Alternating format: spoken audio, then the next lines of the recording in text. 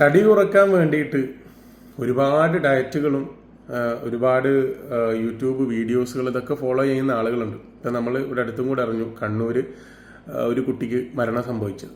അപ്പോൾ ഈ തടി കുറക്കാനെന്ന് പറഞ്ഞ് നമ്മൾ ആഹാരം കംപ്ലീറ്റ്ലി ഒഴിവാക്കുന്നത് തീർത്തും ശരിയല്ല.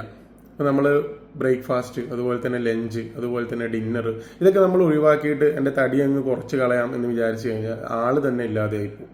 അപ്പോൾ ഈ ഒരു കാര്യം നമ്മൾ മനസ്സിലാക്കുക. നമ്മുടെ ശരീരത്തിന് കൃത്യമായിട്ട് ആഹാരം, കൃത്യമായിട്ട് പോഷകം, കൃത്യമായിട്ട് വെള്ളം, ഇതൊക്കെ ലഭിക്കേണ്ടതായിട്ടുണ്ട്. നമ്മുടെ ശരീരത്തിൽ ഓരോ കോശങ്ങളുടെ ഗ്രോത്തിനും അതുപോലെ തന്നെ നമ്മളുടെ അവയവങ്ങളുടെ പ്രവർത്തനങ്ങൾക്കും ഒക്കെ ഇത് ആവശ്യമാണ്. അപ്പോൾ ഭക്ഷണം കംപ്ലീറ്റ്ലി ഒഴിവാക്കി കഴിഞ്ഞാൽ അതിൻ്റെ ട്രാക്കുകളും അതിൻ്റെ സ്റ്റോറേജ് സ്പേസുകളും അതുപോലെ തന്നെ ഈ ആമാശയവും കുടലും വൻകുടലും ചെറുകുടലും ഇതൊക്കെ ചുരുങ്ങാനിത് കാരണമാകും. അതുപോലെ വെള്ളം കുടിക്കുന്നതും തീരെ ശ്രദ്ധിക്കില്ല, വെള്ളം കുടിക്കുന്നതും കുറവായിരിക്കും ഇങ്ങനെയുള്ള ആളുകൾ.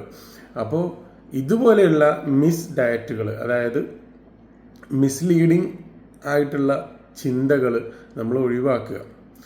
കാരണം വെയിറ്റ് കുറക്കണമെന്നുണ്ടെങ്കിൽ നമ്മളുടെ BMI എത്രയാണെന്നുള്ളത് ആദ്യം നോക്കണം. നമ്മളെ BMI, ബോഡി മാസ് ഇൻഡെക്സ്, അത് നോക്കിയിട്ട് അതിനനുസരിച്ചിട്ട് വേണം കൃത്യമായിട്ടൊരു ഡയറ്റീഷ്യൻ്റെ ഒരു ഡോക്ടറുടെ നിർദ്ദേശത്തോടു കൂടെ നിങ്ങൾക്ക് വെയിറ്റ് ലോസ് ചെയ്യാം. ഭക്ഷണം ഒഴിവാക്കിയിട്ട് ആരും വെയിറ്റ് ലോസ് ചെയ്യരുത്.